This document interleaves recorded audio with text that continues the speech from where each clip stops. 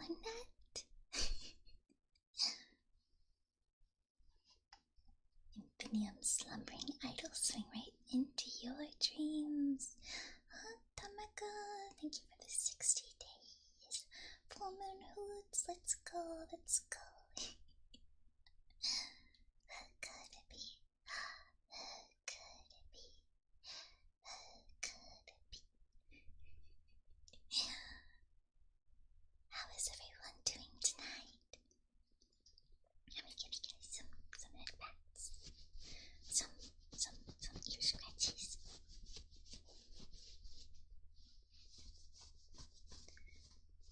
Have we practiced sweet dreams? Sorry, sweet dreams. To get ready for bed, huh? You need to get that REM sleep, okay? Oh, head back. Head back. A little punk.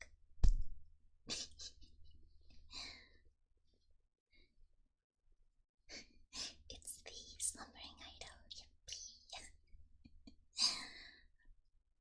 You just woke up. Well, it's time to get ready to go back to bed. You're in bedtime stories. You gotta go back to bed. Get back in bed, you. Get back in bed. I'm gonna punk. Punk, punk. Get back in bed, you. It's bedtime stories. How is the volume, by the way? How's the volume?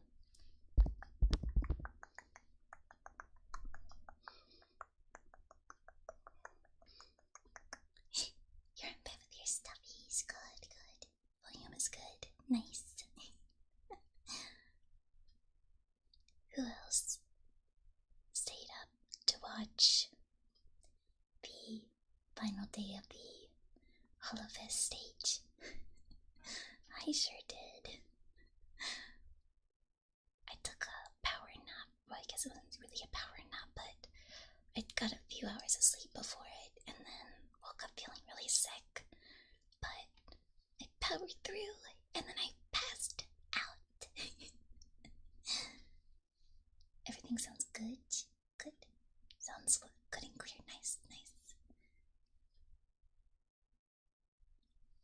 Yeah, it was really good. The owl has to support the owl. It was very good though. I'm sad that I missed day 1 because I was just so sleepy I couldn't make it. But I didn't buy a ticket for that day.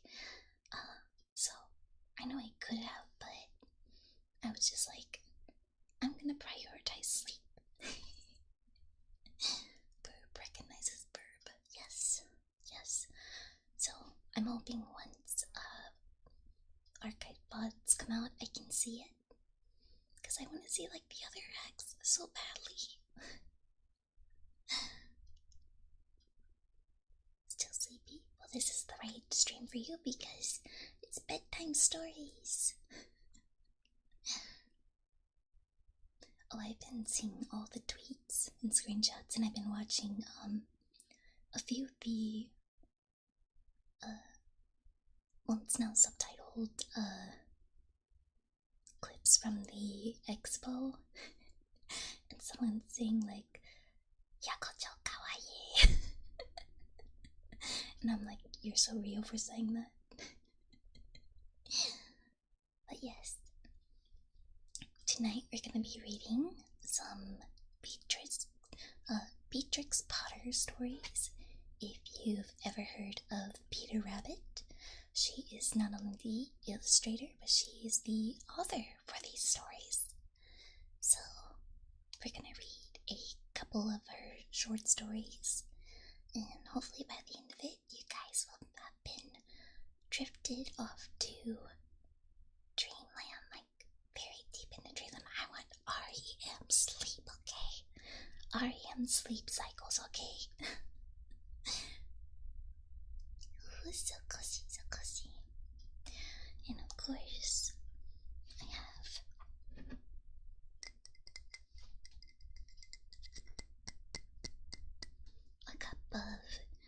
time I have decaf green tea with pomegranate.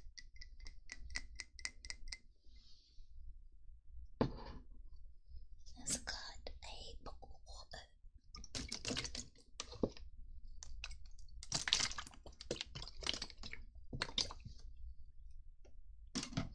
So if you're wondering what's in my mug, well, I'm gonna be switching out between water, but in my mug I have some green tea. Also have my standard chapstick and lip oil because my lips get very dry when I read and do ASMR, so these are my little handy tools, which I'm gonna go ahead.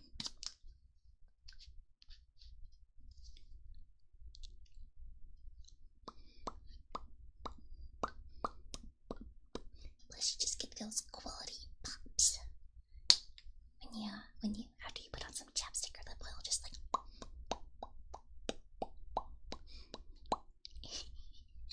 pop an owl. Here we go. Alright, so we begin story time. Because the first story we're going to be reading is The Tale of Jeremy Fisher. And I should disclose, because I have pictures of them, Jeremy Fisher is a frog, so it is Mr. Jeremy Fisher likes fishing until he has almost fished himself. Oh my gosh, oh my gosh. Wait, let me see if I can actually... Oh, I don't know if I can save this picture. Because he looks so sad. Oh my god. Mr. Jeremy Fisher. Yes. Oh my god, wait, please let me hold up. I gotta send this picture first because I think you guys need to see what Jeremy Fisher looks like. It is a necessary thing right now.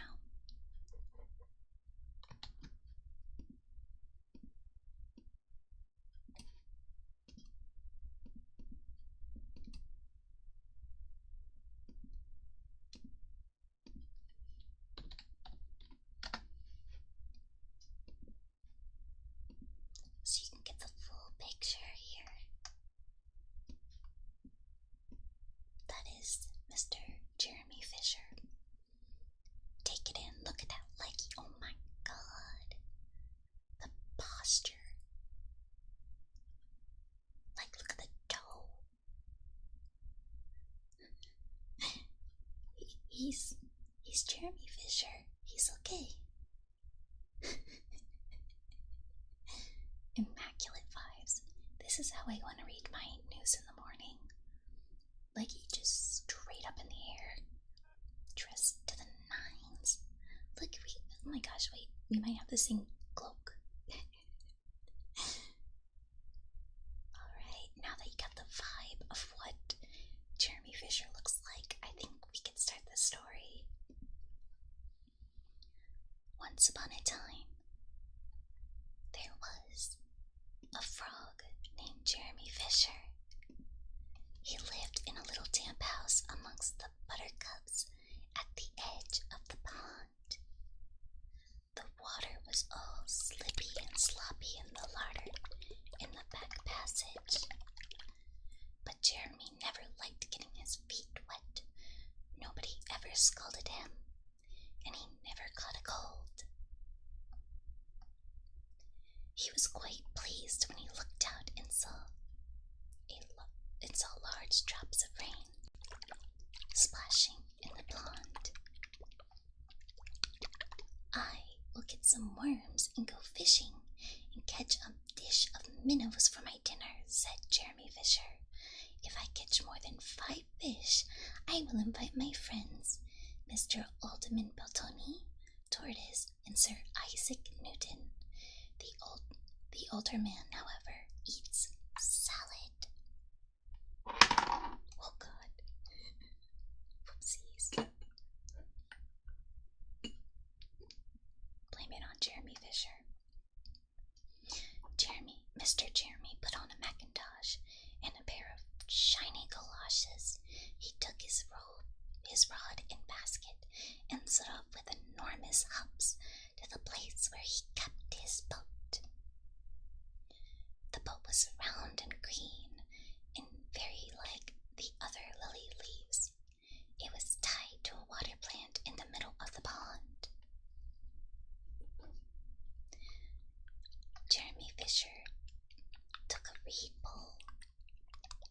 pushed the boat into the open water. It was a good place for minnows, said Mr. Jeremy Fisher. Mr. Jeremy stuck his pole into the mud and fastened his boat to it. Then he saddled himself cross-legged and arranged his fishing tackle. He had the dearest little red float. His rod was a tough stalk of grass. His line was a fine long white horsehair, and he tied a little wriggling worm at the end. The rain trickled down his back, and for nearly an hour he stared at the float. This is getting tiresome. I think I should get some lunch, said Mr. Jeremy Fisher. He punted back again amongst the water plants and took some lunch out of his basket.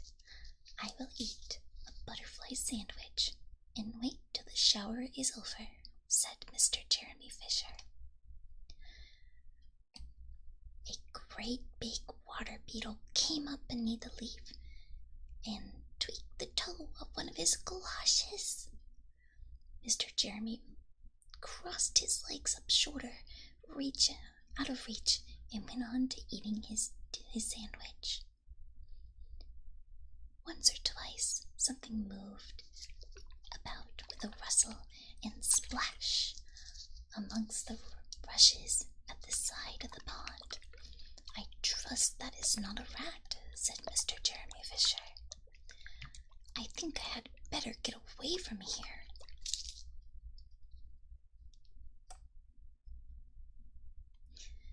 Mr. Jeremy shoved the boat out again a little way and dropped the bait. There was a bite almost directly. The float gave a tremendous bobbit. A minnow, I have him by the nose, cried Mr. Jeremy Fisher, jerking up his fishing rod. But what a horrible surprise! Instead of a smooth minnow, Mr. Jeremy landed a little jack sharp with a stickleback covered with spines. The stickleback floundered about the boat, prickling and snapping until he was quite out of breath. Then he jumped back into the water, and with a shoal, with all the other little fishes put their heads out and laughed at Mr. Jeremy Fisher.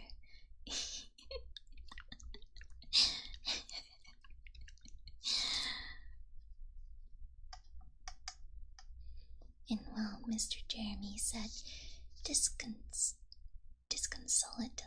on the edge of his boat, sucking his sore fingers and peeling down into the water, a much worse thing happened.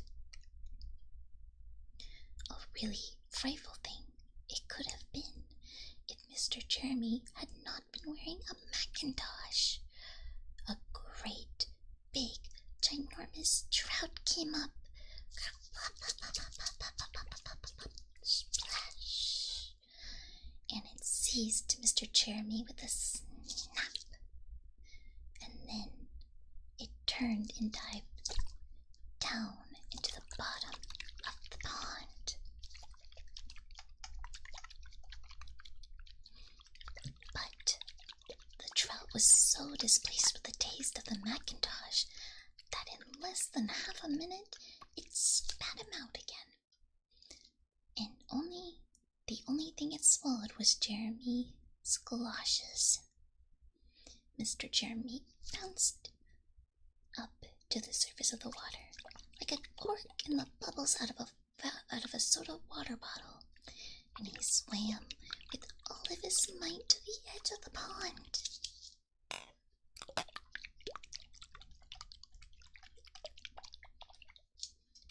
He scrambled out to the first bank he came to and hopped across the meadow with his mackintosh all in tatters.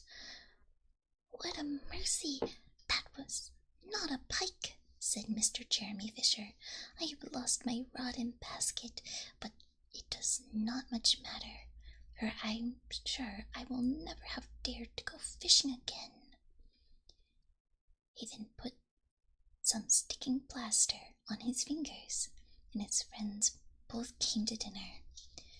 He could not offer them fish, but he had something else in his larder. Sir Isaac Newton wore his black and gold waistcoat, and Mr. Albertin Peltoni Tortoise brought a salad with him in a string bag. And instead of a nice dish of minnows, they had roasted grasshoppers with ladybird sauce, which frogs consider a beautiful treat. But I think it might have been nasty. The end. What is a Macintosh? I believe it is the coat.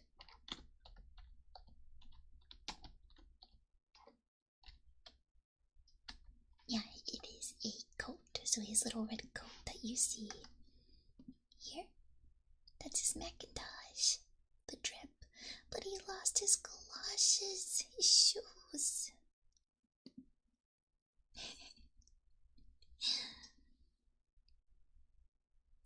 But that was the first story.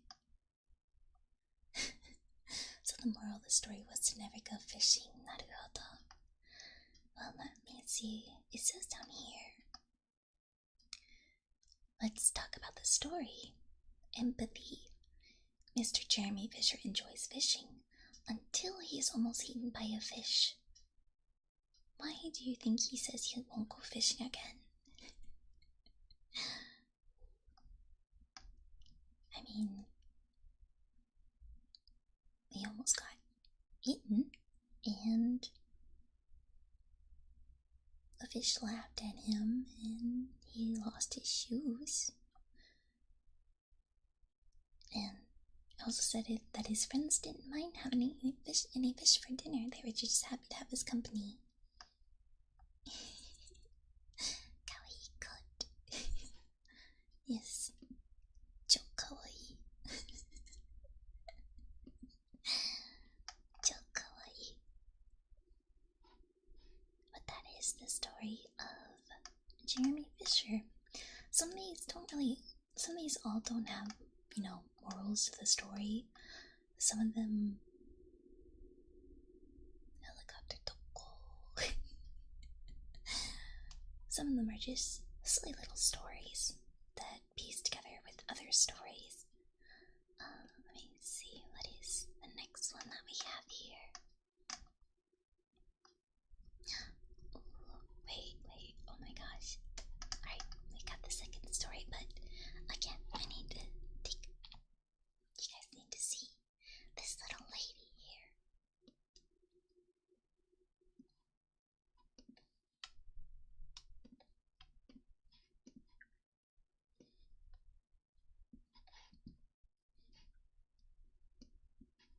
For the next story, blah, blah, blah, blah.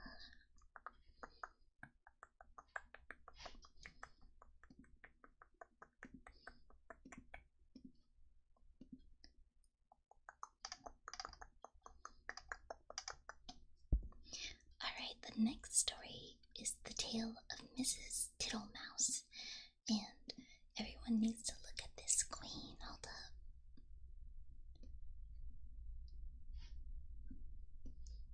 What a lady. Look at this little lady. She looks so polite. Look at her standing there.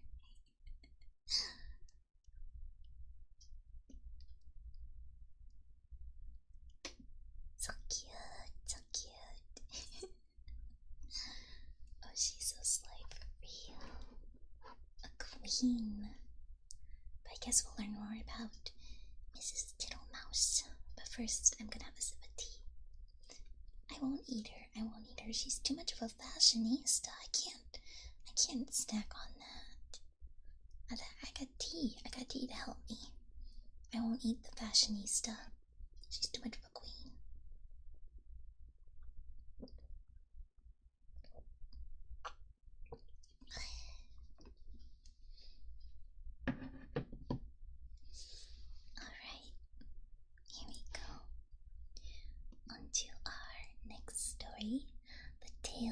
Mrs. Tittlemouse.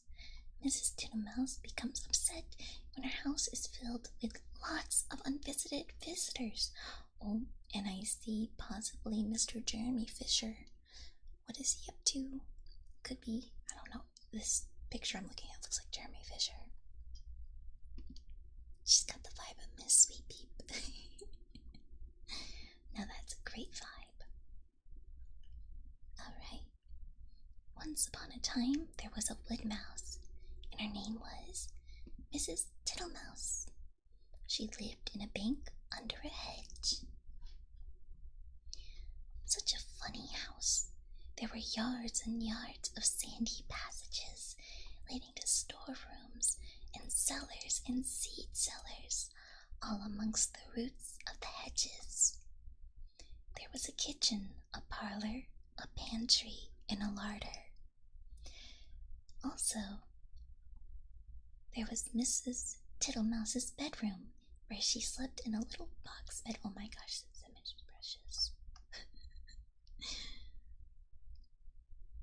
Mrs. Tittlemouse was a most terribly tidy, particular little mouse, always sweeping and dusting.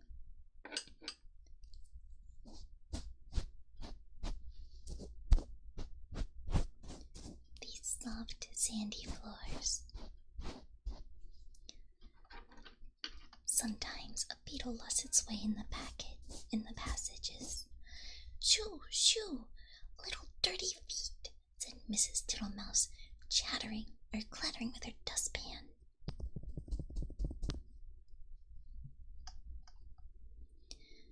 And one day, a little old lady ran up and down in a red spotty cloak. Shh, don't say anything. Your house is on fire. Mother Ladybird, fly away to your children. Another day, a big fat spider came in to shelter from the rain. Beg pardon, is this not Miss Moppet's? Go away, you bold bad spider, leaving ends of cobweb all over my nice house.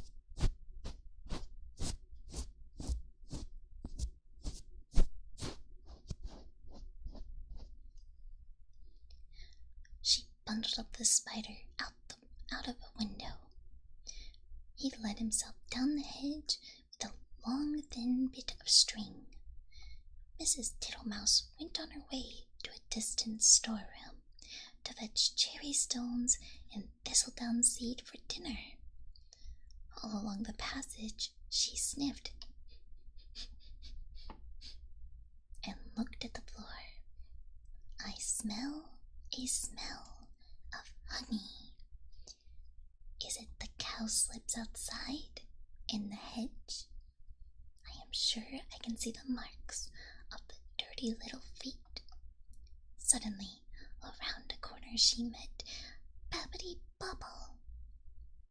Psst, buzz, buzz, buzz, buzz, buzz, said the bumblebee. Mrs. Tittlemouse looked at her severely. She wished she had a broom. Good day, Mrs. Babbity Bumble. I wish I should be glad to buy some beeswax. But what are you doing down here? And why do you always come in at a window and say, "Buzz, buzz, buzz, buzz"? Miss Tittlemouse began to get cross. "Sizz, whiz, whiz, buzz," replied Babbity Bumble in a peevish squeak. She settled down a passage and disappeared into a storeroom which had been used for acorns. Mrs. Tittlemouse had eaten the acorns before Christmas. The storeroom ought to have been empty, but it was full of untidy dry moss. Miss Tittlemouse began to pull out the moss. 3 or 4 other peas. Oh my god, everything just fell down.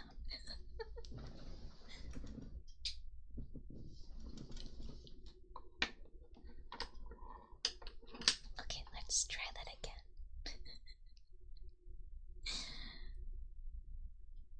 Mrs. Tittlemouse began to pull out the moss. 3 or 4 other bees pulled their heads out and buzzed fiercely. Buzz, buzz, buzz, buzz, buzz. I am not in the habit of letting lodgings. This is an intrusion, said Mrs. Tittlemouse. I will have them turned out. Buzz, buzz, buzz, buzz. I wonder who would help me. Buzz, whoosh, whoosh, whoosh, whoosh. I will not have Mr. Jackson. He never wipes his feet. Mrs. Tittlemouse decided to leave the bees till dinner. When she got back to the parlor, she heard someone cough in a fat voice, and there sat Mr. Jackson himself.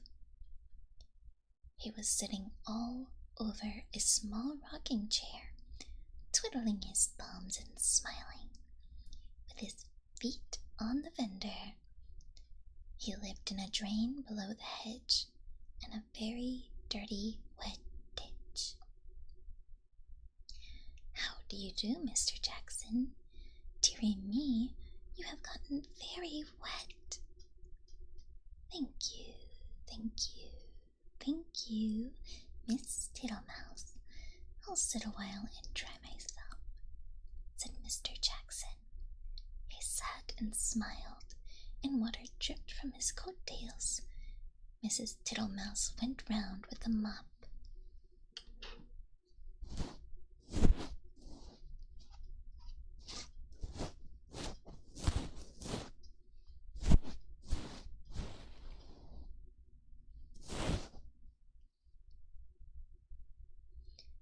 He sat such a while that he had been asked if he would like some dinner. First, she offered him cherry stones. Thank you, Mrs. Tittlemouse. No teeth, no teeth, no teeth, said Mr. Jackson. He opened his mouth most unnecessarily wide, and he certainly had not a tooth in his head. Then she offered him thistledown seed. Tiddly, widdly, widdly, puff, puff, puff, said Mr. Jackson. He blew the thistledown all over the room.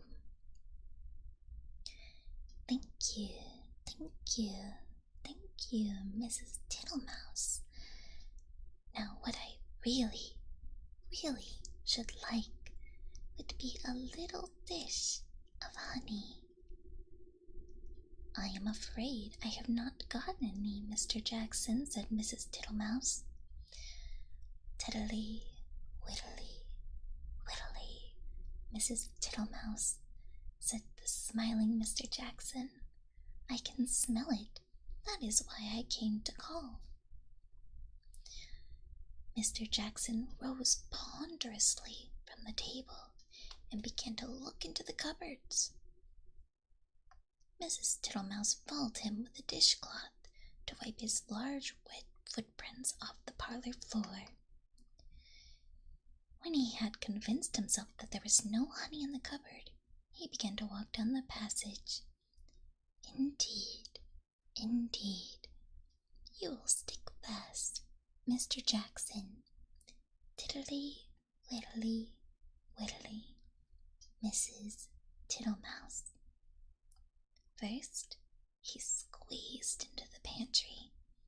Tiddly, widdly, widdly. No honey, Mrs. Tittlemouse. There were 3 creepy, crawly people hiding in the plate rack. 2 of them got away, but the littlest one he caught.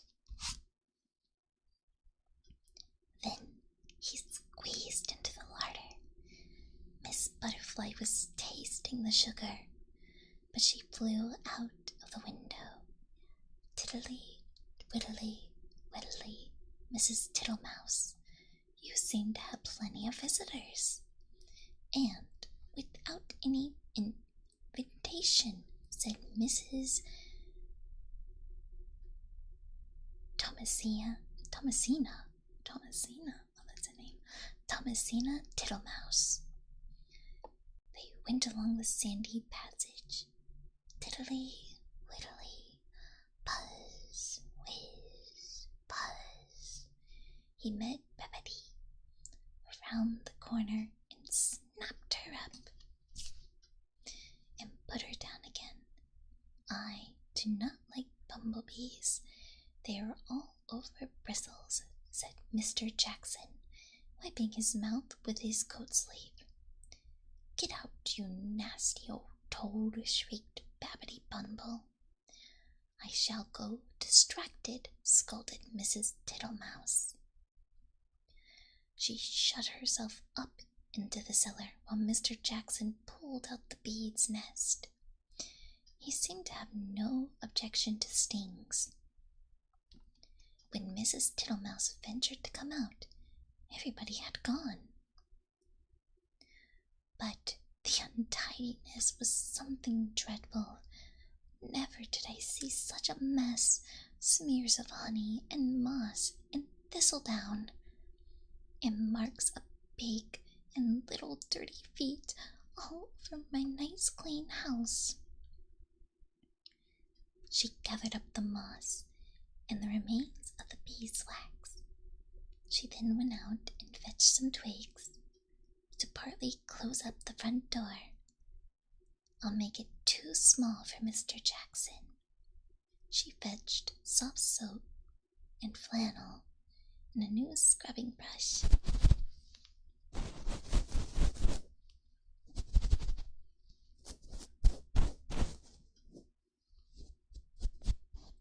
But she was too tired to do any more.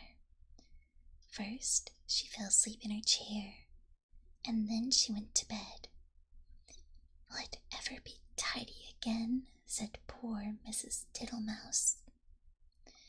Next morning, she got up very early and began spring cleaning, which lasted a fortnight. She swept and scrubbed and dusted, and she rubbed the furniture with beeswax, polishing her little tiny tin spoons. When it was all beautifully neat and clean, she gave a party to 5 other little mice without Mr. Jackson. He smelt the party and came up the pink, but he could not squeeze in at the door. So they handed him out acorn cupfuls of honey-dew through the window, and he was not offended at all. He sat outside in the sun and said, Tiddly, widdly, widdly, you are very good help, Mrs. Tittlemouse. The end. Dang, Mrs. Tittlemouse was going through it. Don't think she should have been picking fights, but Mr. Jackson did come in unannounced and messed up her house.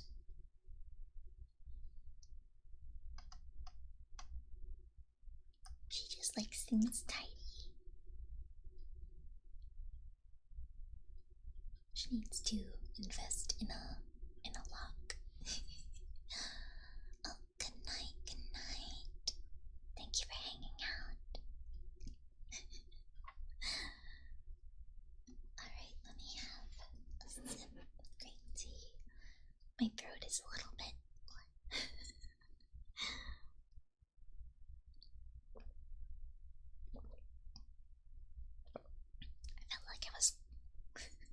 I was holding back a cough that entire time. Alright, let's get some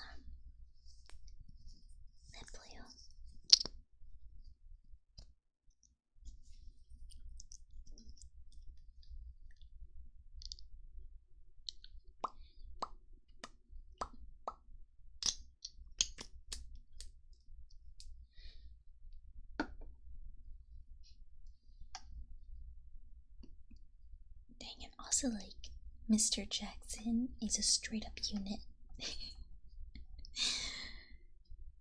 He was who I thought maybe was Jeremy Fisher, but nah. He's a unit, he's an absolute like unit.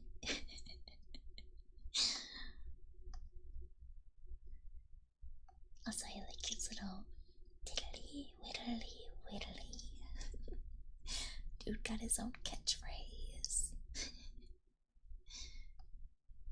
Did I manage to get it out? No, it's still stuck in there. I can feel it like in the back of my throat, so I was like, man, I don't want to do it. I don't want to pause in the middle of the story and mute and cough up. But then, like, this, luckily I won't have reverb on, so you guys won't catch the tail end of it in reverb. But yes, that was Mrs. Tittlemouse. See, these are just short stories. All silly. Dang, I would have. Mrs. Tittlemouse needs to, you know, invest in some blocks. No, it's fine. It's fine. Hopefully the cough will happen soon. I have a little. I was doing laundry earlier, and a little tiny like thing from a washcloth, like a little tiny, say like the microfiber washcloths. When the little fibers got in my eye, and I'm trying to get it out, I've done like eye washes, so hopefully I can get it out after stream. Of course, it's in my right eye too. You think if I got Mrs. Tittlemouse a vacuum, she'd like it? Oh my god, I think she would adore it. Like, she is a clean queen. She's minimalistic.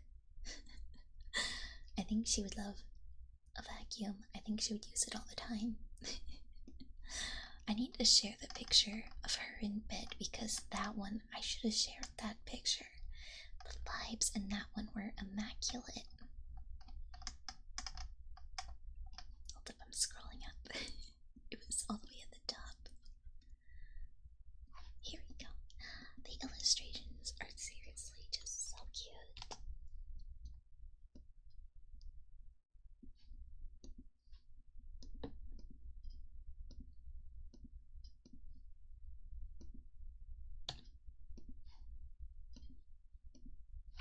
Okay, here we go.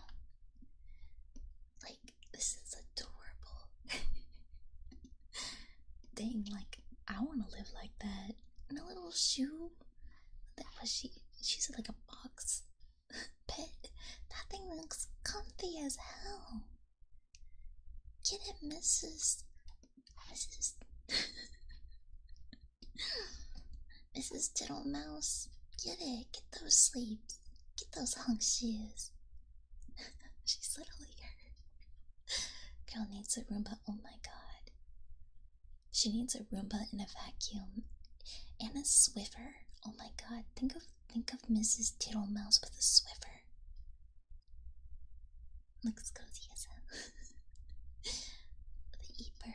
See, this is how I picture you guys right now. All up in your little beds.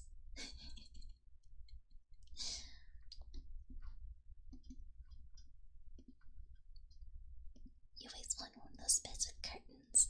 I used to have one when I was a wee kid. I loved it. I honestly thought about investing in getting a I believe they call it now, like mosquito nest things. Or no, sorry, not nest, net, where you can kind of drape it up and then down the sides. Pinterest has been taking over.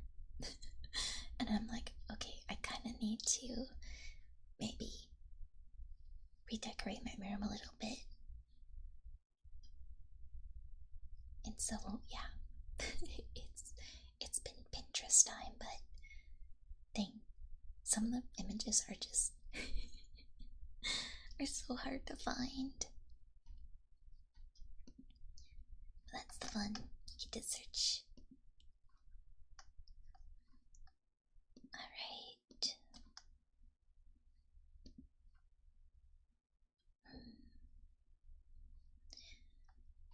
Okay, so we have 3 stories here. One of them is multiple stories in one story. So I might do that one next. Let me see if I can grab a good illustration from it. I need to find with both of them without spoiling the story.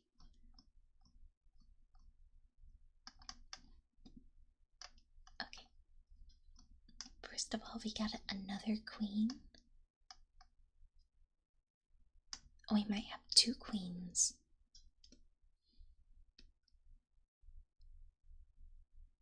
Okay, here's the picture with both of them.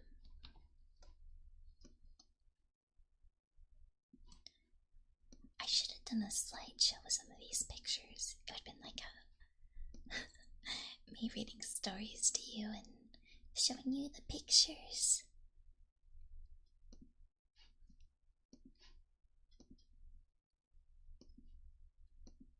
Maybe we can do that with some Dr. Seuss, but I will have to check the public use on those.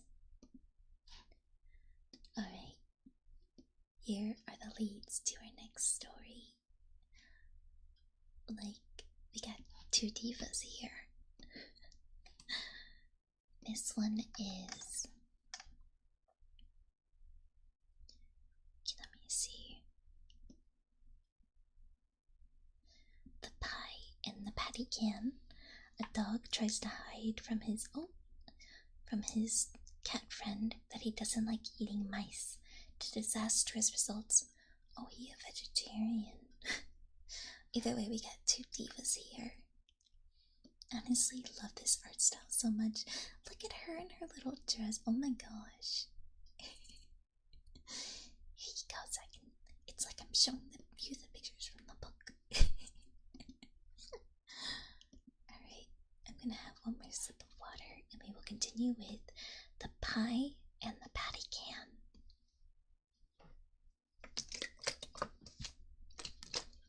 How are you liking these Beatrix Potter stories, by the way?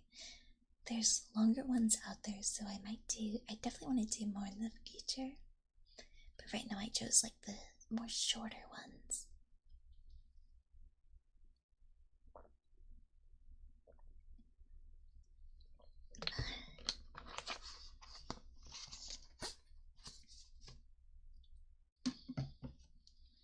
Alright. The Pie and the Patty Can.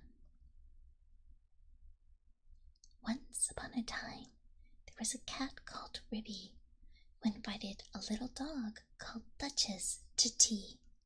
Oh wait, I think the cough is about to happen. I'm sorry. Give us a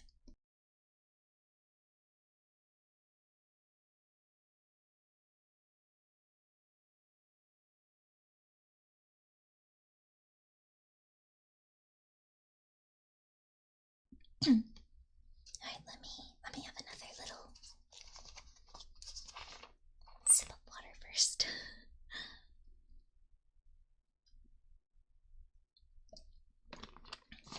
Okay.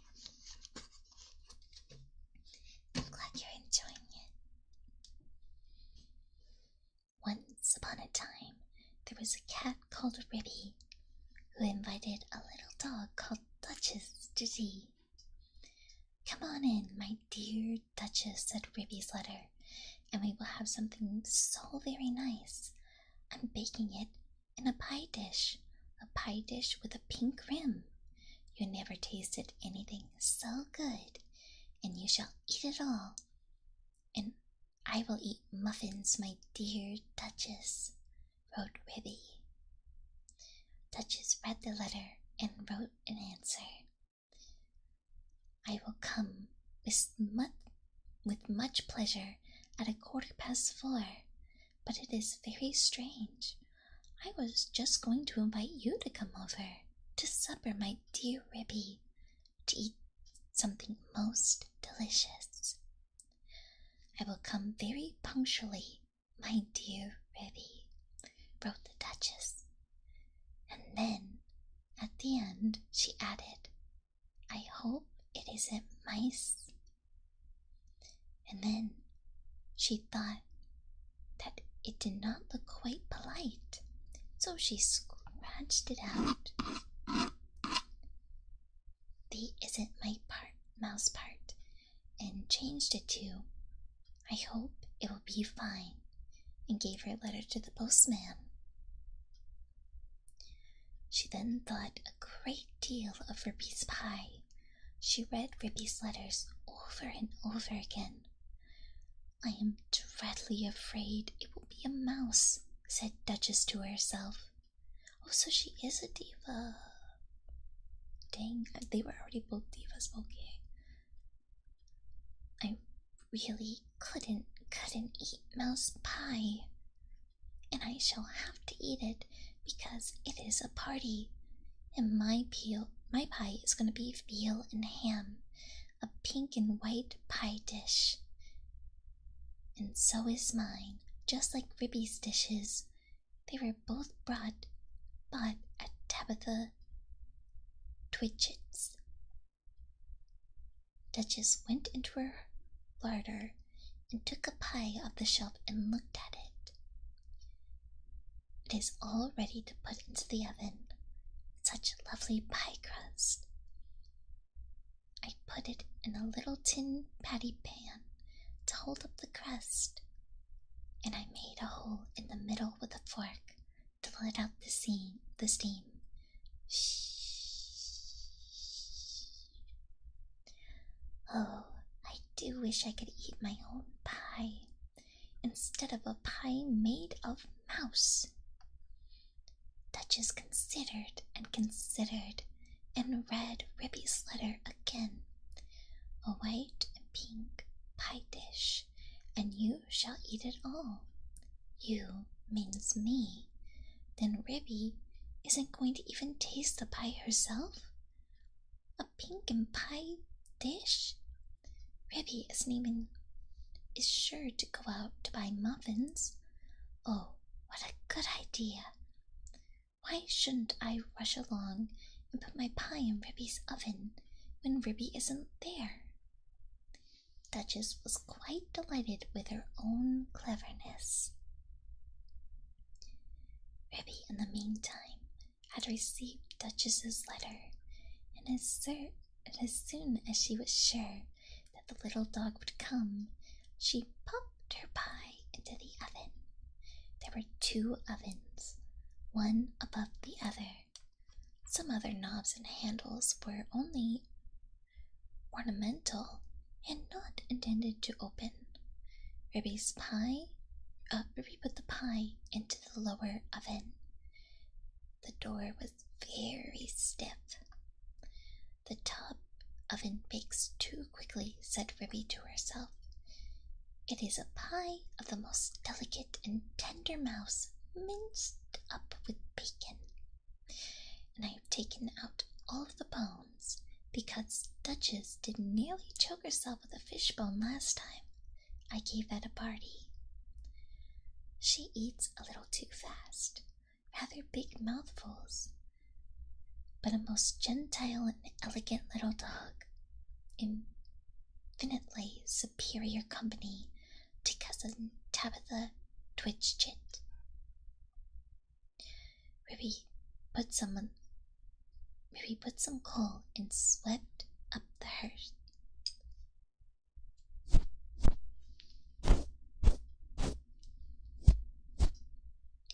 Then she went out with a can to the well for water to fill the kettle.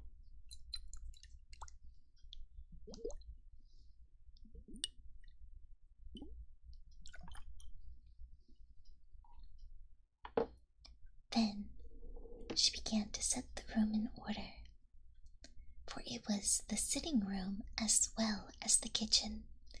She shook the mats out at the front door and then put them straight.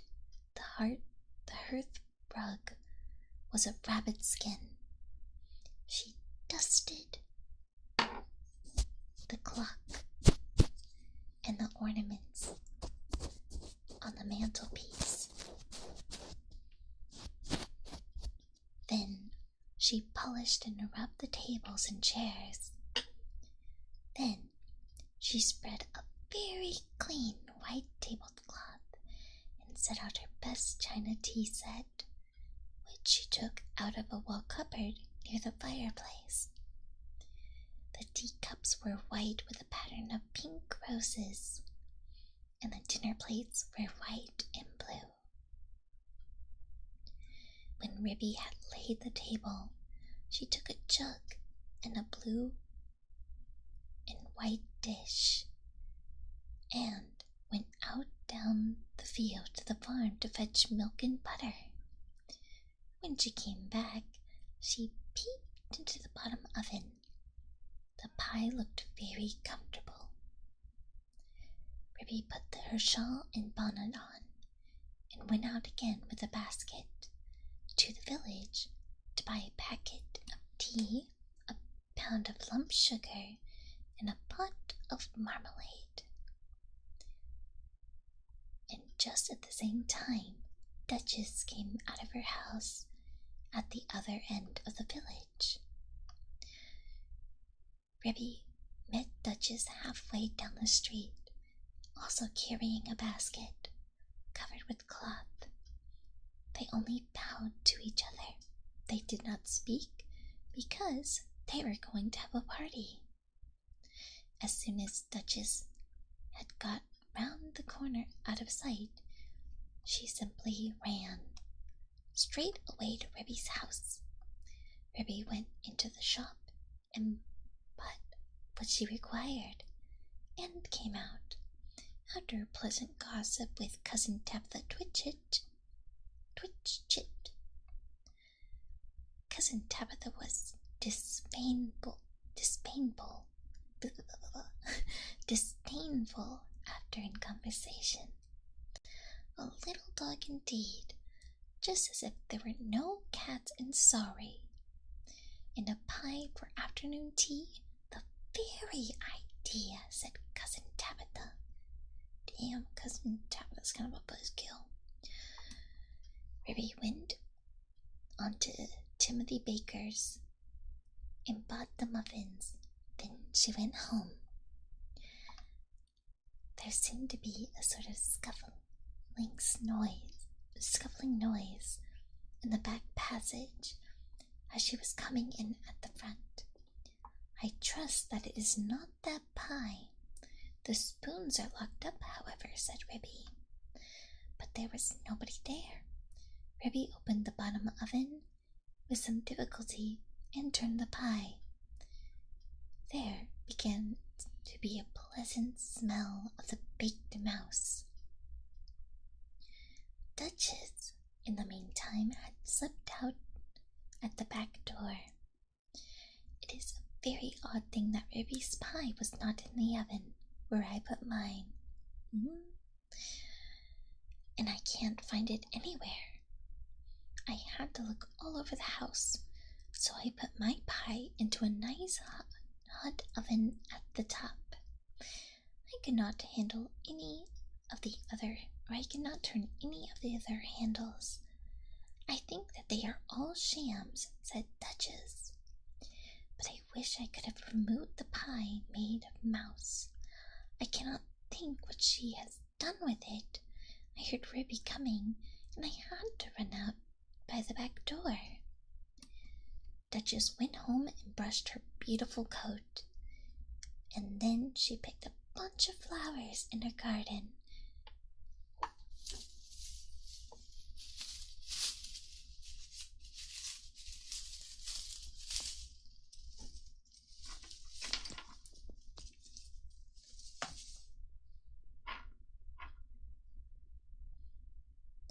And passed the time until the clock struck 4.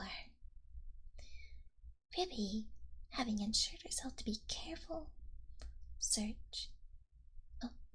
Ribby, having assured herself by careful search that there was really no one hiding in the cupboard or the larder, went upstairs to change her dress.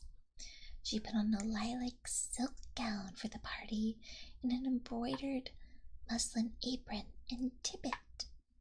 Oh, she's looking fancy. "It is very strange," said Ribby. "I did not think I left that drawer pulled out. Has someone been trying to on my mittens?" She came down again and made the tea and put the teapot on the hob. She then peeped into the oven. The pie had become a lovely brown, and it was steaming hot. She sat down before the fire to wait for the little dog. "I am so glad I used the bottom oven," said Ribby. "The top one would certainly have been much too hot. I wonder why that cupboard door was open. Can there really have been someone in my house?" Very punctually at 4 o'clock, Duchess started to go to the party. She ran so fast through the village that she was too early, and she had to wait a little while in the lane that leads down to Ribby's house. "I wonder if Ribby had taken my pie out of the oven yet," said Duchess. "And whatever can have become of the other pie made of mouse?" 4:15. To the minute, there came the most gentile little tappity-tap.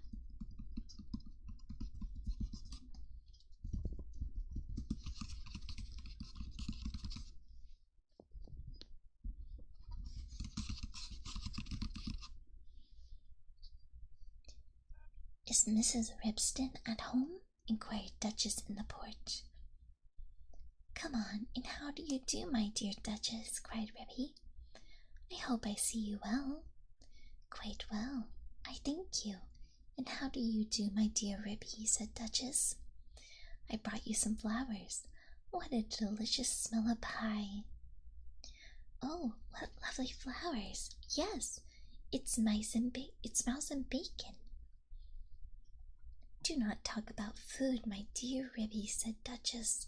"What a lovely white tea-cloth! Is it done to a turn? Is it still in the oven?" "I think it wants another 5 minutes," said Ribby. "Just a shade longer. I will pour out the tea while we wait. Do you take sugar, my dear Duchess?" "Oh, yes, please, my dear Ribby." "And may I have a lump above my nose?" "With pleasure, my dear Duchess. How beautifully you beg. Oh, how sweetly pretty. They're girlfriends. Oh my god. They're girlfriends. Yuri. Oh my god. Girlfriends." Duchess sat up with a sugar cube on her nose and sniffed. "How good that pie smells. I do love veal and ham. I mean to say, mouse and bacon. Talks like Yuri." She dropped the sugar in confusion and had to go hunting under the tea table, so did not see which oven Ribby opened in order to get out the pie. Ribby set the pie upon the table. There was a very savory smell. Duchess came out from under the table, munching sugar, and sat up in a chair. "I will first cut the pie for you. I'm going to have a muffin and marmalade," said Ribby. "Do you prefer muffin?" "Mind the patty pan." "I beg your pardon," said Ribby. "May I pass you the marmalade?" said Duchess hurriedly. The pie proved extremely toothsome, and the muffins light and hot. They disappeared rapidly, especially the pie. "I think," thought the Duchess to herself, "I think it would be wiser if I helped myself to pie. though Ribby did not seem to notice anything when she was cutting into it. What very small fine pieces it has cooked into. I do not remember that I had minced it so fine. I suppose that this is a quicker oven than my own. How fast Duchess is eating, thought Ribby to herself as she buttered her 5th muffin. The pie dish was emptied rapidly. Duchess had 4 helps already and was fumbling with a spoon. "A little more bacon, my dear Duchess," said Ribby. "Thank you, my dear Ribby. I was only feeling for the patty pan." "The patty pan, my dear Duchess?" "The patty pan that helped up the pie crust," said Duchess, blushing under her black coat. "Oh my god, toxic urine is real. It's real. It's real." "Oh, I didn't put one in, my dear Duchess," said Ribby. "I don't think that is necessary in pies made of mouse." Duchess fumbled with the spoon. "I can't find it," she said anxiously. "There isn't a patty pan." "Yes, indeed, my dear Ribby. Where could it have gone?" said Duchess. There most certainly is not one, my dear Duchess. I disapprove of tin articles in puddings and pies. It is most undesirable, especially when people swallow in lumps," she added in a lower voice. It is most undesirable, especially when people swallow it in lumps. Duchess looked up very alarmed and continued to scoop the inside of the pie dish. "My great aunt Squitina, grandmother of Tabitha Twitchit, died of a thimble in a Christmas plum pudding. I would never put any article of metal in my puddings or pie." Duchess looked aghast, tilted up the pie dish. "I only had 4 patty pans, and they were all in the cupboard." Duchess set up a howl. "Howl, howl, howl. I shall die. I shall die. I shall die. I have swallowed a patty pan. My dear Ribby, I feel so sick." "It is impossible, my dear Duchess. There was not a patty pan." Duchess moaned and whined and rocked herself about. "Oh, I feel so dreadful. I have swallowed a patty pan." "There was nothing in the pie," said Ribby severely. "Yes, there was, my dear Ribby. I am sure I swallowed it. How? Let me prop you up with a pillow, my dear Duchess. Where do you think you feel it?" "Oh, I do feel so ill all over me, my dear Ribby. I have swallowed a large tin patty pan with sharp scalloped edges." "Shall I run for a doctor? I will just lock up the spoons." Oh yes, fetch Dr. Maggotty, my dear Ribby. He is a pie himself. He will certainly understand." Ribby set Duchess in an armchair before the fire and went out and hurried to the village to look for the doctor.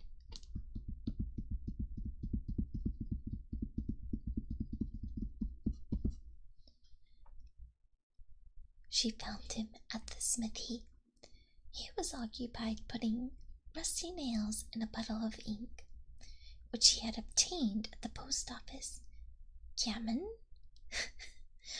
said he, with his head on one side. Ribby explained that her guest had swallowed a patty pan. "Spinach," said he, and accompanied her with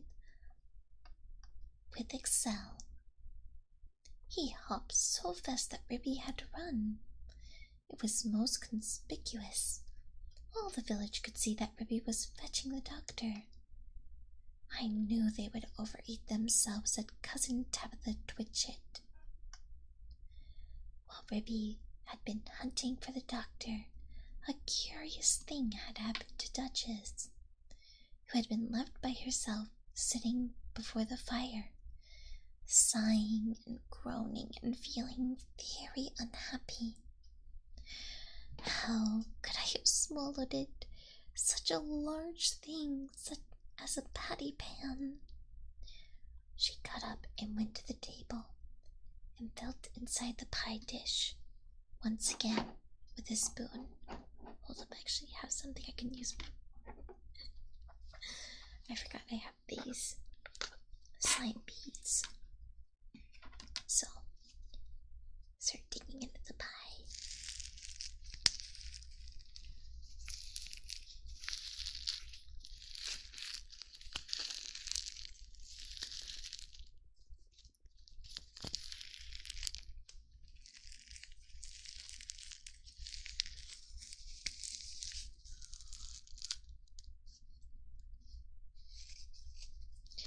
No, there is no patty pan. I put one in, and nobody has eaten pie except for me. I must have swallowed it.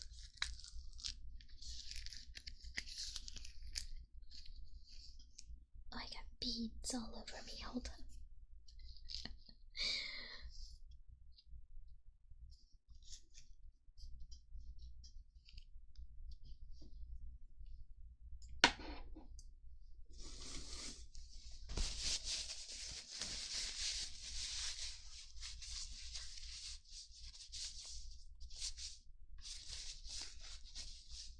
Was worth it.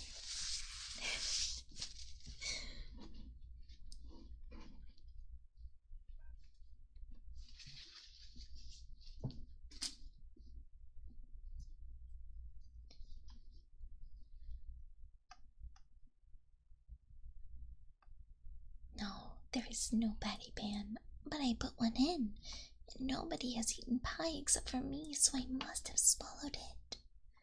She sat down again and stared mournfully at the grate.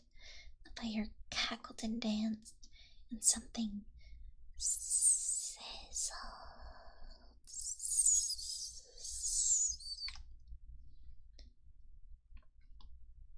Duchess started. She opened the door to the top oven, and out came a rich, steamy flavor of veal and ham, and there stood a fine brown pie.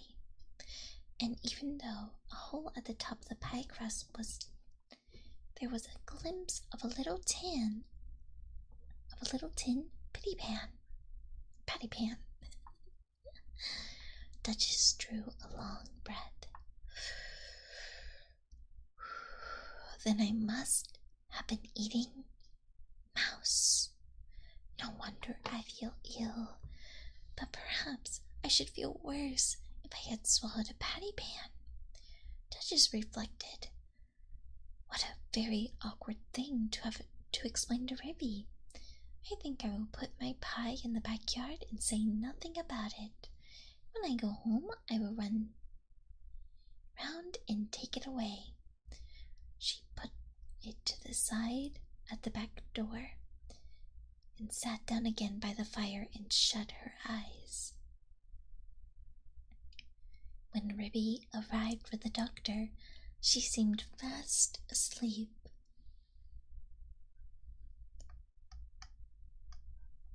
Gammon, said the doctor. I am feeling much better, said Duchess, waking up with a jump. I am truly glad to hear it. He has brought you a pill, my dear Duchess. I think I feel quite well, if he only felt my pulse, said Duchess, backing away from the magpie, who settled up with something in his beak.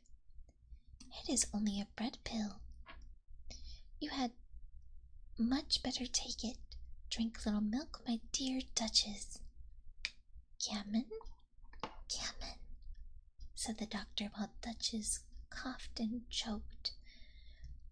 Say that again, said Ribby, losing her temper. Here, take this bread and jam. Go out into the yard. Gammon and spinach, shouted Dr. Maggotty triumphantly outside the back door. I am feeling much better, my dear Ribby, said Duchess. Do you not think that I had better go home before it gets dark? Perhaps it might be wise, my dear Duchess. I will lend you a warm shawl, and you shall take my arm. I would not trouble you for worlds. I feel wonderfully better. One pill of Dr. Maggotty. Indeed, it is most admirable. If it has cured you of a patty pan, I will call directly after breakfast to ask how you have slept. Ribby and Duchess said goodbye affectionately. Oh my gosh. And Duchess started home. Halfway up the lane, she stopped and looked back. Ribby had gone in and shut her out. Duchess slipped through the fence and ran round to the back of Ribby's house and peeped into the yard. Upon the roof of the pigsty sat Dr. Maggotty and 3 jackdaws. The jackdaws were eating pie crust, and the magpie was dripping gravy out of the patty pan. Gammon! He shouted when he saw Duchess's little black nose peeking around the corner. Duchess ran home feeling uncommonly silly. When Ribby came out for a pailful of water to wash up the tea things, she found a pink and white pie dish lying smashed in the middle of the yard. The patty pan was under the pump, where Mr. Maggotty had considerately left it. Ribby stared with amazement. Do you ever see the like?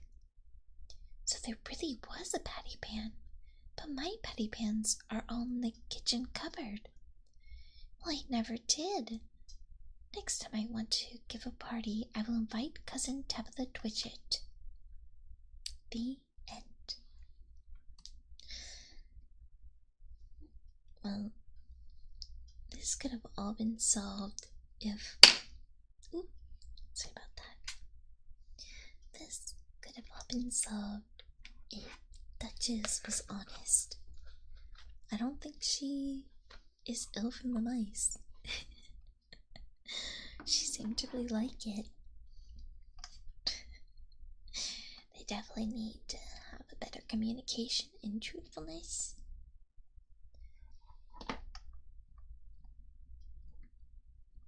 I like that. Ribby is just like, oh, so I'm the problem. She just accepted it. Poor girl, poor girl. Duchess, she said, gaslight gatekeep girl boss. But Ribby just wanted to give her a pie. And she even got a doctor for her. My empathetic queen. Alright, but that was the pie and the patty pan.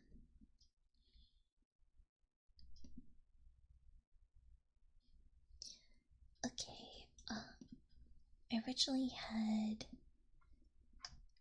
Okay, let me read this one. I'll see, because I do have 2 stories, but we might just leave it down to 1 more. We'll see, we'll see. The next story we're gonna read is the story of Miss Moppet, a sweet tale of a cheeky kitten and a naughty mouse. Alright, let me just... Oh, there's a sip of tea.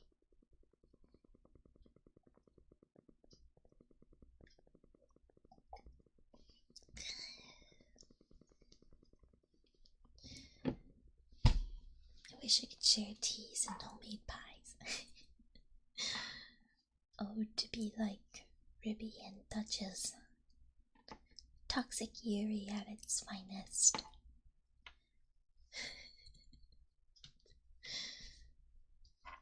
Alright. Let me, chapstick, where did I put you?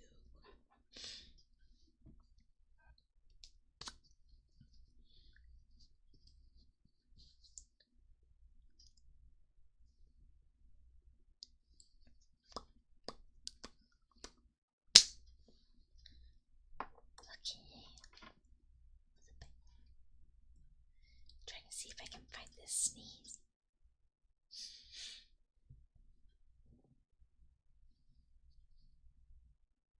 Okay, we should be good. Alright. This is a cat called Miss Moppet. She thinks she has heard a mouse. This is the mouse peeping out behind the cupboard and making fun of Miss Moppet. She is not afraid of the kitten. This is Miss Moppet jumping just too late. She misses the mouse and hits her own head. She thinks it is a very hard cupboard. The mouse watches Miss Moppet from the top of the cupboard. Oh my god. Miss Moppet ties her head in a duster and sits before the fire. Oh gosh, hold up, give me a second. Okay, y'all need to see Miss Moppet. Miss Girly Pop here. And how she's coping at the moment.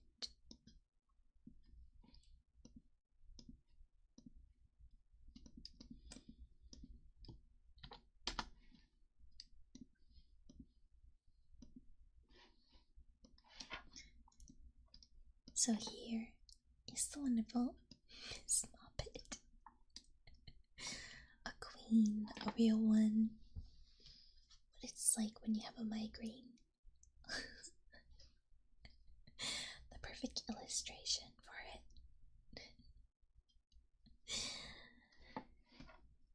Alright, let me get it back up.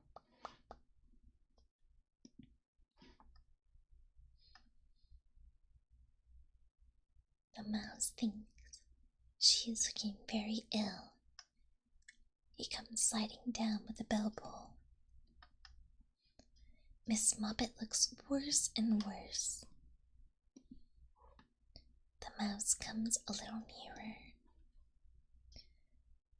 Miss Moppet holds her poor head in her paws and looks at him through a hole in the duster. The mouse comes very close. Then, all of a sudden, Miss Moppet jumps upon the mouse. And because the mouse had teased Miss Moppet, Miss Moppet thinks that she will tease the mouse, which is not at all nice for a Miss Moppet. She ties him up in a duster and tosses him around like a ball. Oh my god. Goodness. Alright. 1 second.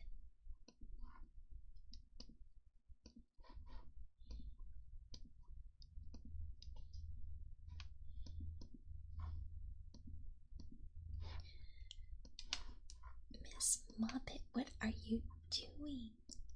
Chill. Goodness gracious, Miss Moppet. She ties him up in the duster and tosses it about like a ball.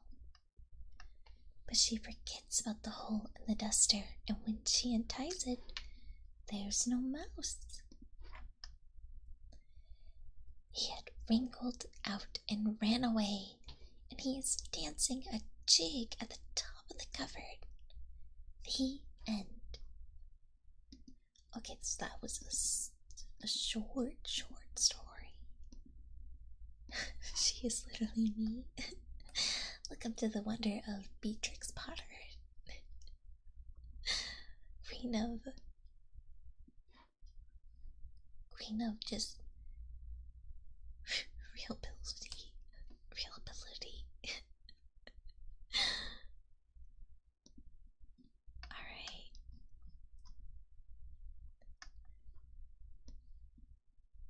So we're on the final story of the night. We may do one more, we'll see. But we're gonna keep this pretty short. But this is the tale of the two mice. Maybe one of them is making a comeback. Two bad mice discover a doll's house is not real and destroy everything inside. My goodness.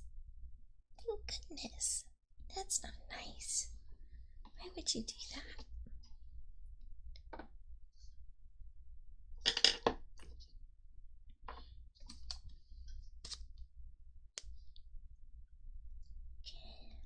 Chapstick.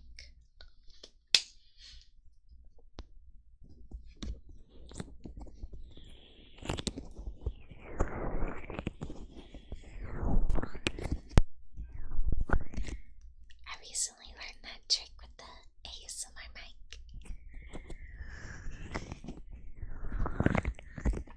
The cupping. The ear cupping. I recently figured that out earlier.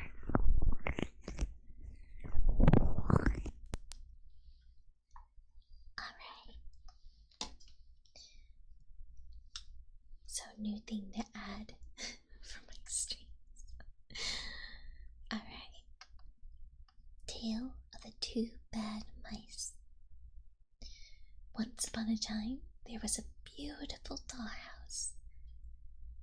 It was red brick with white windows and had a real muslin curtains and a front door with a chimney.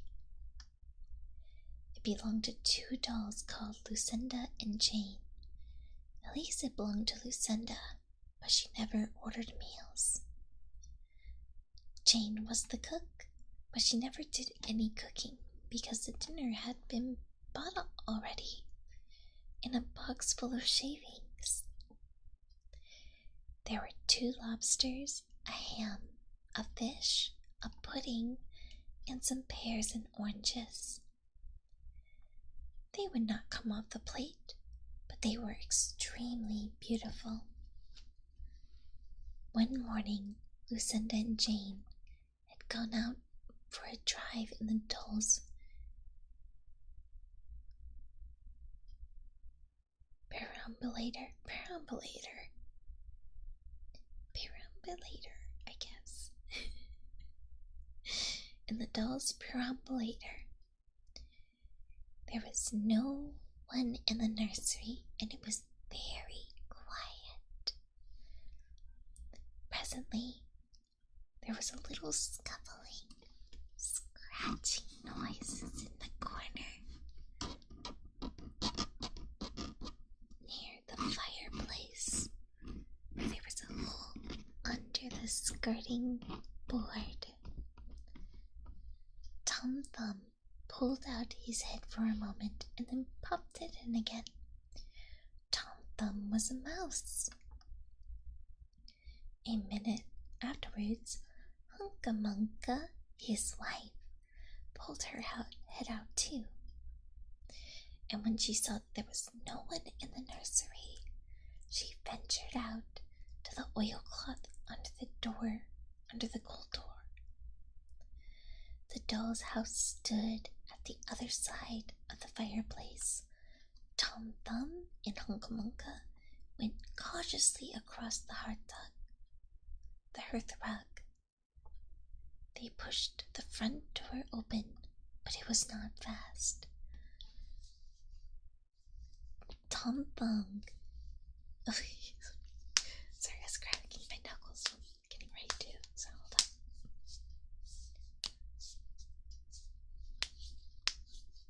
It's not an ASMR stream if I don't crack my knuckles.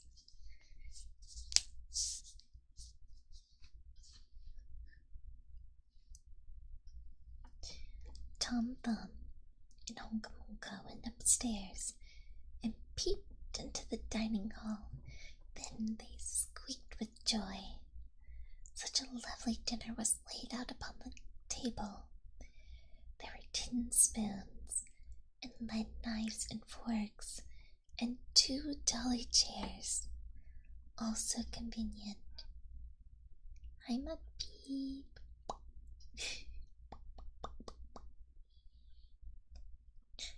Tum Thum set to work at once to carve the ham. It was a beautiful shiny yellow, streaked with red. The knife crumpled up and hurt him. He put his finger in his mouth. It is not boiled enough.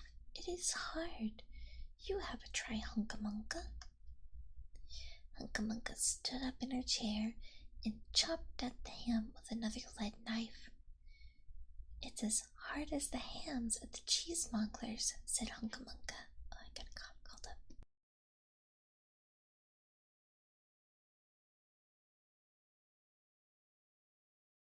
Okay. The signature knuckle pop. It's part of the experience.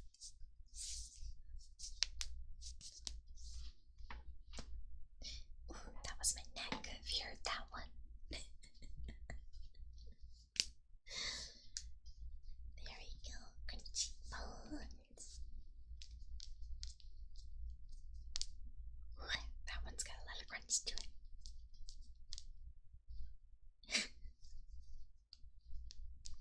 Alright. It is as hard as the hams of the cheesemonger, said Hunkamunka. The ham broke off the plate with a jerk and rolled under the table. Let it alone, said Tom Thumb. Give me some fish, Hunkamunka. Hunkamunka tried every tin spoon in turn. The fish was glued to the dish. Then Tom Thumb lost his temper. He shoved the ham in the middle of the floor and hit it with the tongs and with a shovel.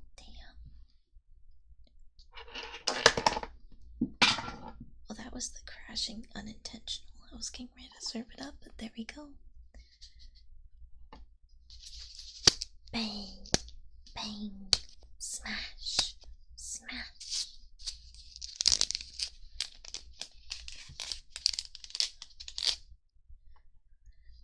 The ham flew all over into many different pieces. For underneath the shiny paint, it was made of nothing but plaster. Then there was no end to the rage and disappointment of Tom Thumb and Hunkamunka. They broke up the pudding, the lobster, the pears, and the oranges. As the fish would not come off the plate, they put it into the red-hot, crinkly paper fire in the kitchen. But it would not burn either. Tom Thumb went up the kitchen chimney and looked out of the top. There was no soot. While Tom Thumb was up the chimney, Hunkamunka had another disappointment. She found some tiny canisters upon the dresser labeled rice, coffee, snuggled. But then she turned them upside down, and there was nothing inside except red and blue beads. Then the mice set to work to do all the mischief they could, especially Tom Thumb. He took Jane's clothes out of the chest and drawers in her bedroom, and he threw them out of the top floor. But Hunkamunka had a frugal mind. After pulling half the feathers out of Lucinda's bolster, she remembered that she herself was in want of a feather bed. When Tom Thumb's assistance, she carried the bolster downstairs and across the hearth rug. It was difficult to squeeze the bolster into the mouse hole, but they managed it somehow. Then Hunkamunka went back and fetched a chair, a bookcase, a birdcage, and several small ends and odds. The bookcase and the birdcage refused to go into the mouse hole. Hunca left them behind the coal box and went to fetch the cradle. Hunca was just returning with another chair when suddenly there was a noise of talking outside the landing. The mice rushed back into their hole, and the dolls came into the nursery. What a sight met the eyes of Jane and Lucinda. Lucinda sat upon the upset kitchen stove and stared. Jane leaned against the kitchen dresser and smiled, but neither of them made a remark. The bookcase and the birdcage were rescued from under the coal box, but Hunca had got the cradle and some of Lucinda's clothes. She also had some useful pots and pans and several other things. The little girl that doll's house belonged to said, "I'll get a doll dress like a policeman." But the nurse said, "I will set a mouse trap." After that is a story. So that is the story of two bad mice. But they were not so very naughty after all, because Tom Thumb paid for everything he broke. He found a crooked sixpence under the hearth rug, and upon Christmas Eve he and Hunca stuffed it into the stockings of Lucinda and Jane. Very early every morning, before everyone is awake, Hunca comes with her dustbin and broom and sweeps the dolly's house.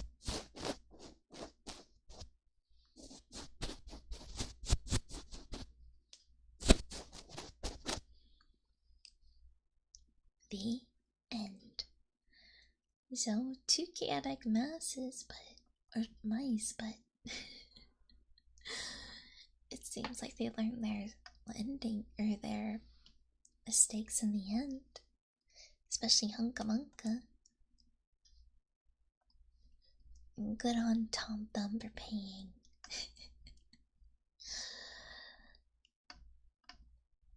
Alright.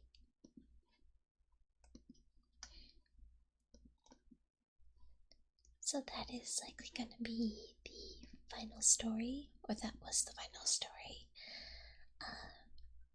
Let me see who is on. Oh, also, I'm going to go ahead and post my schedule for this week, and I can read it. Alright.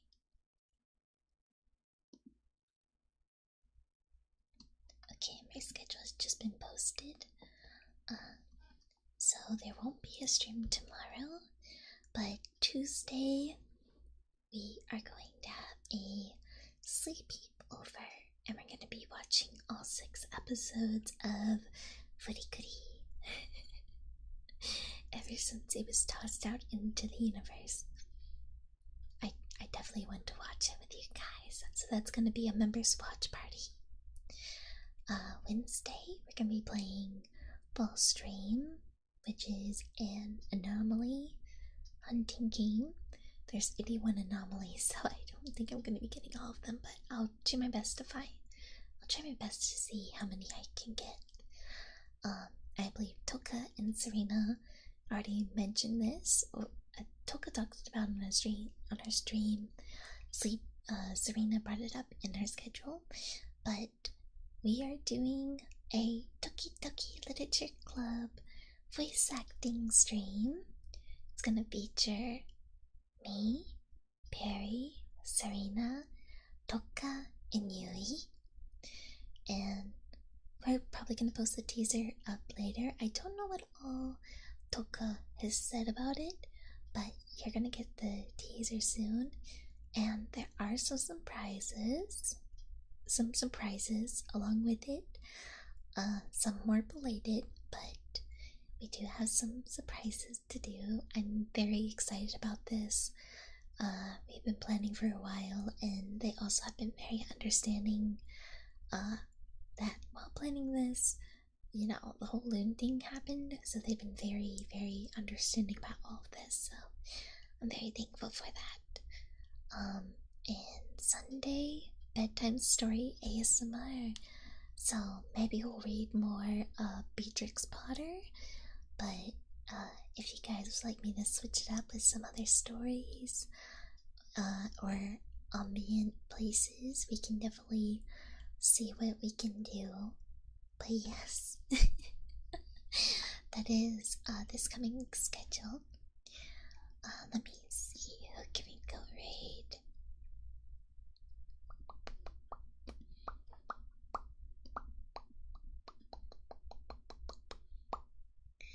Okay, who's on? A lot of people are on, goodness. Okay.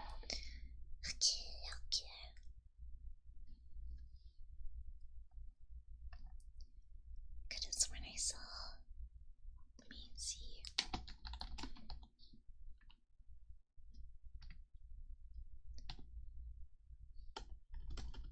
Okay, I might need to refresh this.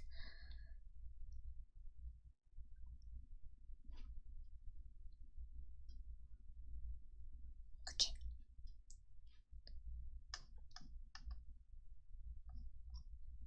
Yeah, it wasn't giving me the right. Who was on, who was off? Because I was like, wait, I can see. Alright, give me 1 second.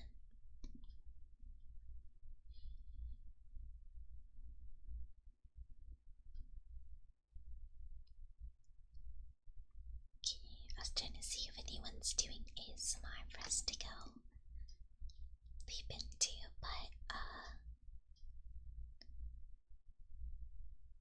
it looks like if you guys are okay rating it into a not ASMR stream, Lemony is playing Subnautical. Ooh, I've been wanting to play that game, so I probably will not be hopping too much in. I'll give a quick hello, but I'm probably gonna go and get started getting ready for bed because after HoloFest yesterday, staying up, I need to make sure I get back in my sleep schedule. Because remember, sweet dreams. We gotta keep them sweet dreams. But I hope that many of you found this cozy and maybe something that you can drift to sleep to. And there's gonna be plenty of more bedtime stories. But for now, let's say